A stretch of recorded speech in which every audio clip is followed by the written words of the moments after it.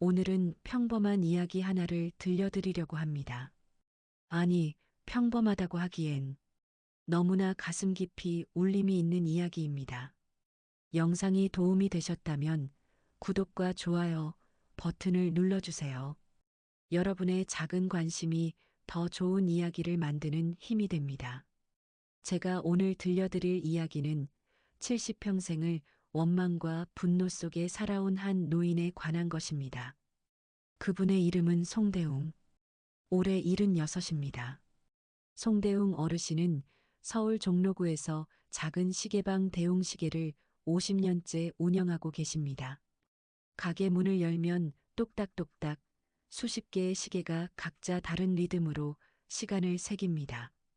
그 소리 속에서 어르신은 매일같이 시계를 고치고 손님을 맞이하고 또 혼자 점심을 드십니다. 하지만 어르신의 손을 자세히 보면 알 수 있습니다. 오른손 검지와 중지가 미세하게 떨리고 있다는 것을요. 50년 동안 정밀한 시계를 다뤄온 손이 이제는 작은 나사 하나 잡기도 버거워졌습니다. 그런데 더 안타까운 건 그 떨림이 단순히 나이 때문만은 아니라는 겁니다. 어르신의 손은 한 사람을 향한 원망 때문에 떨려왔습니다. 평생을 그렇게 살아왔습니다. 그 사람의 이름은 윤석진. 한때는 송대웅 어르신의 가장 친한 친구였고 동업자였고 형제보다 가까운 사이였던 사람. 하지만 50년 전 그 사람은 어르신을 배신했습니다. 함께 모은 돈을 들고 사라졌고 어르신의 가게는 하루아침에 빚더미에 올라앉았습니다.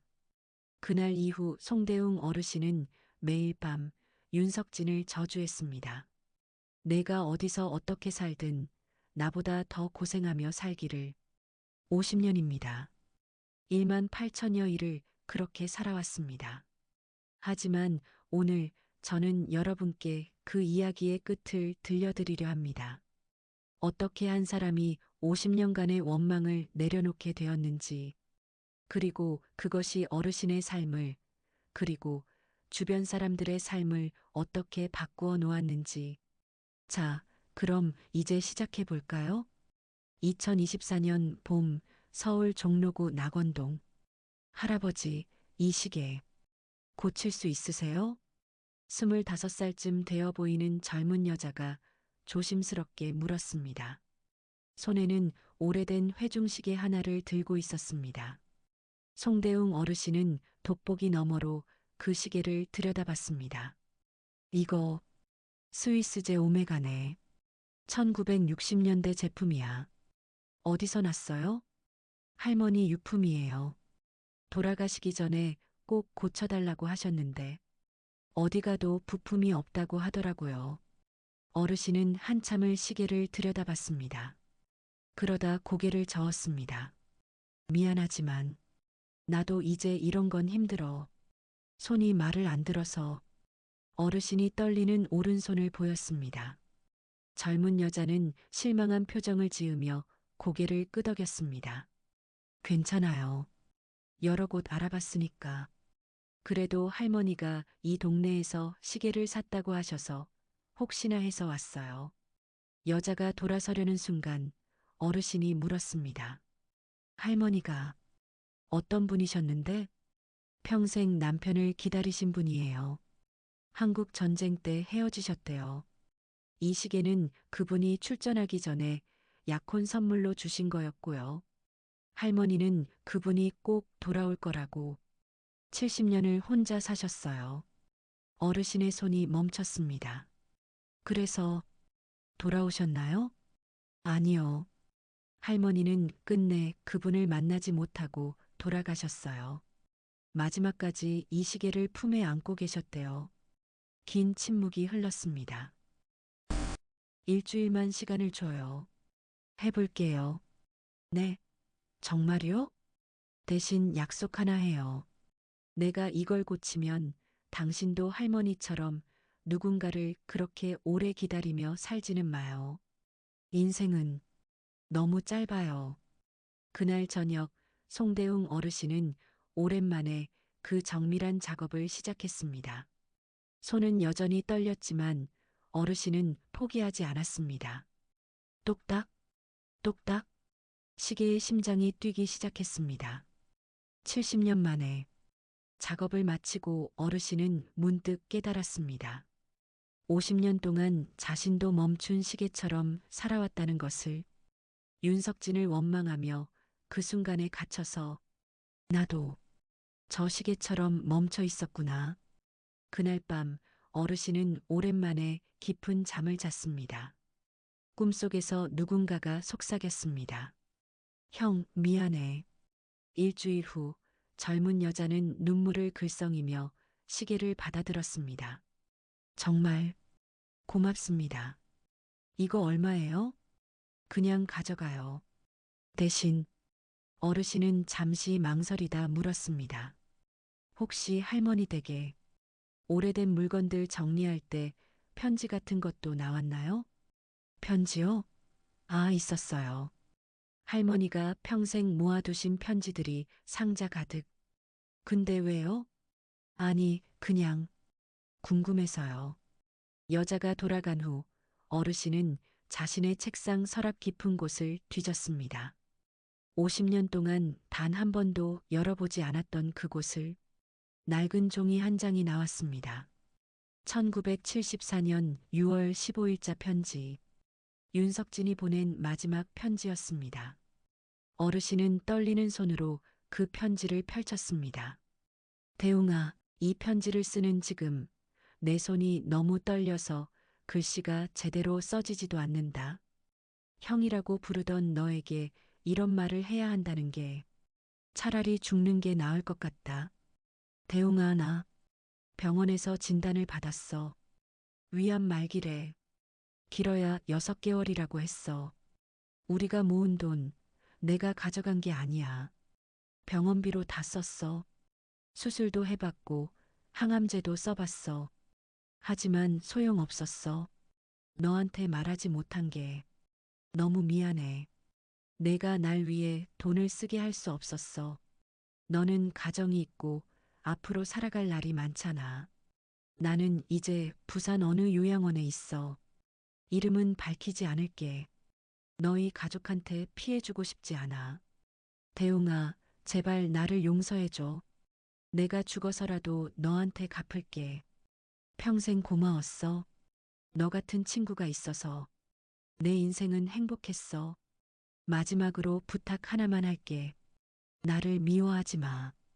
그 미움으로 내 남은 인생을 망치지 마.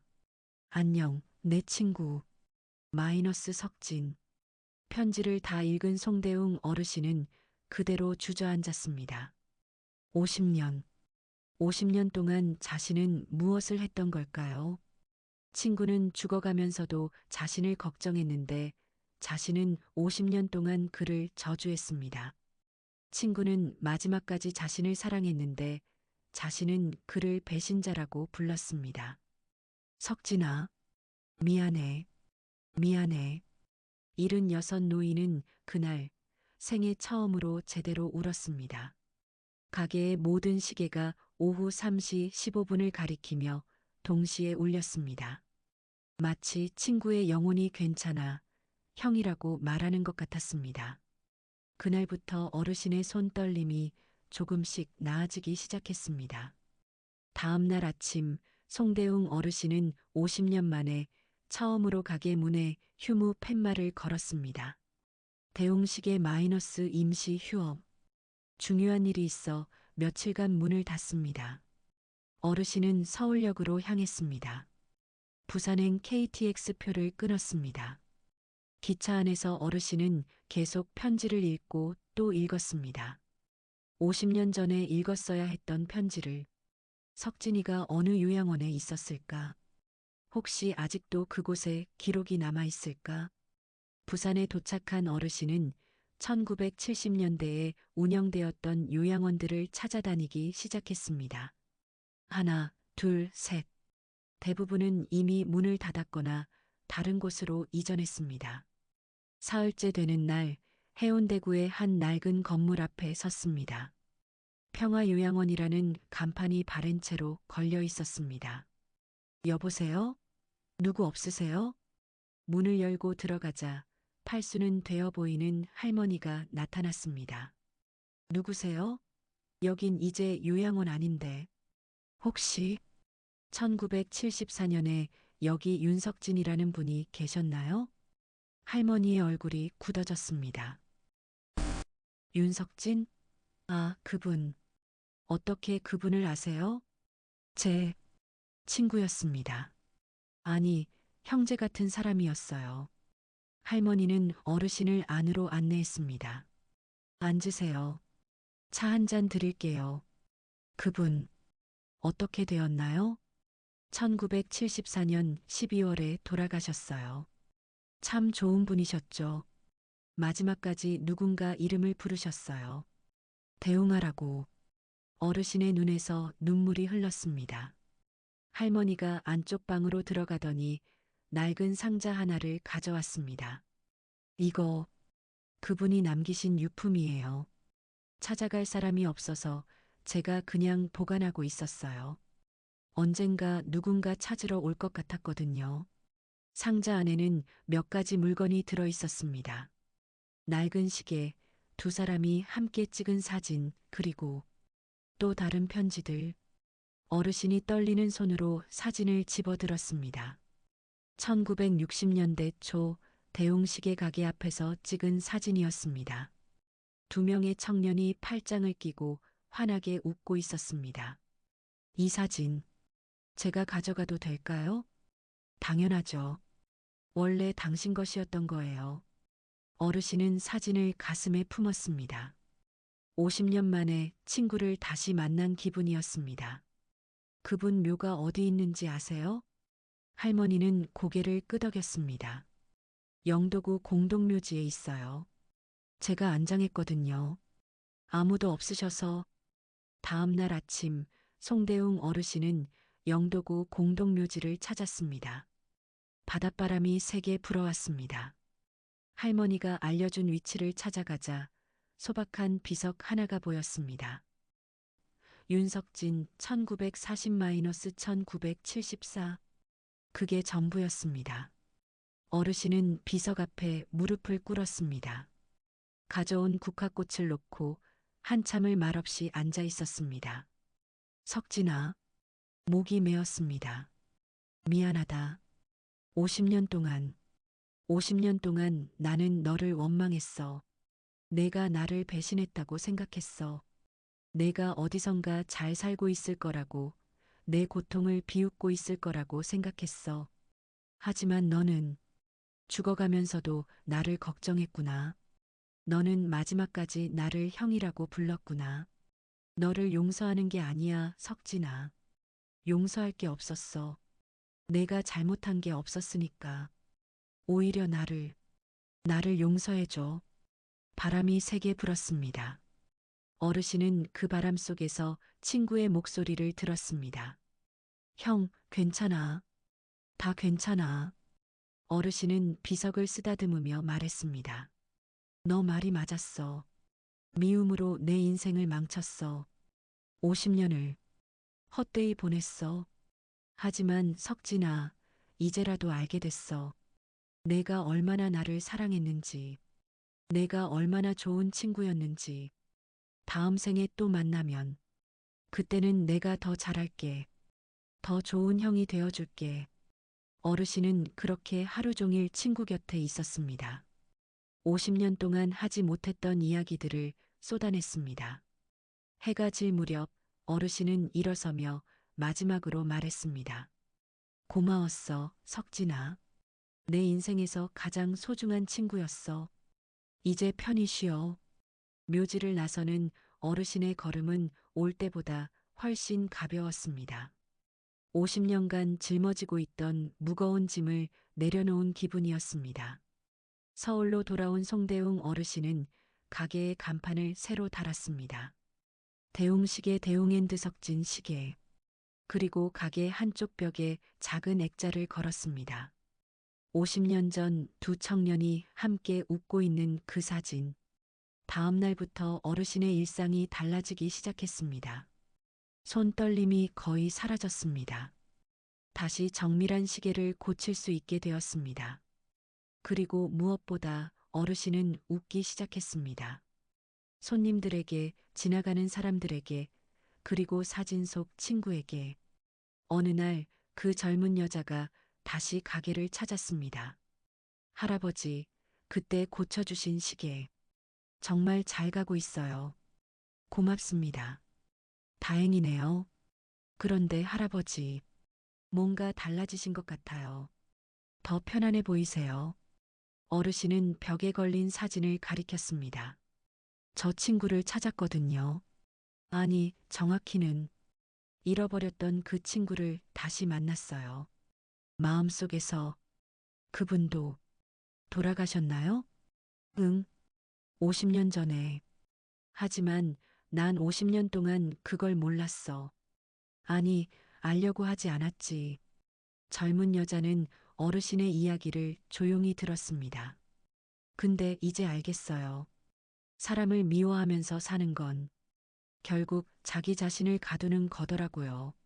나는 50년 동안 내 마음의 감옥에 갇혀 살았어요. 하지만 친구를 용서하고 나니까, 아니, 정확히는 친구가 이미 날 용서하고 있었다는 걸 알고 나니까 비로소 자유로워졌어요. 어르신은 자신의 손을 보였습니다.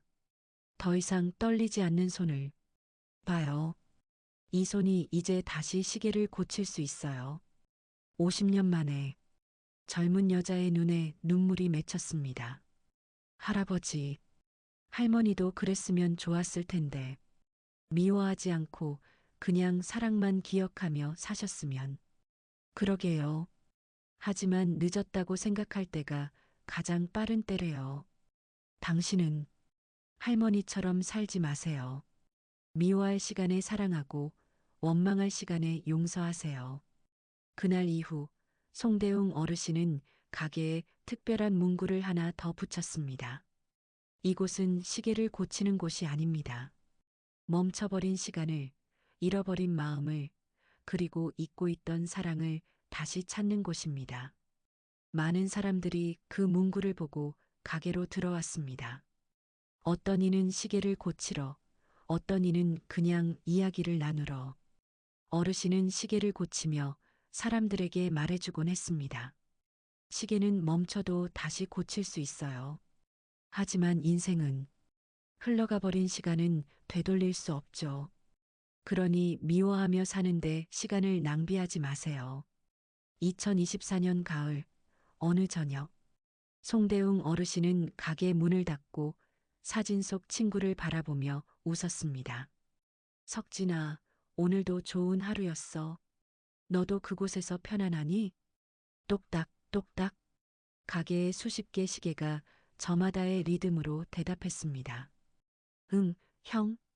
나도 편안해. 어르신은 불을 끄고 가게를 나섰습니다. 50년 만에 처음으로 진짜 자유로운 사람으로. 여러분, 이 이야기는 실제 있었던 한 노인의 이야기를 바탕으로 각색하고 재구성한 것입니다. 우리는 살면서 너무나 많은 것들을 붙잡고 삽니다. 분노를, 원망을, 미움을. 하지만 송대웅 어르신이 깨달았던 것처럼 그 감정들은 결국 우리 자신을 가두는 감옥이 됩니다. 놓아주세요. 당신을 아프게 한 그 사람을, 당신을 배신한 그 기억을, 당신을 괴롭히는 그 과거를. 놓아준다는 건 그 사람이 옳았다고 인정하는 게 아닙니다. 놓아준다는 건 그냥 내가 자유로워지겠다는 선택입니다.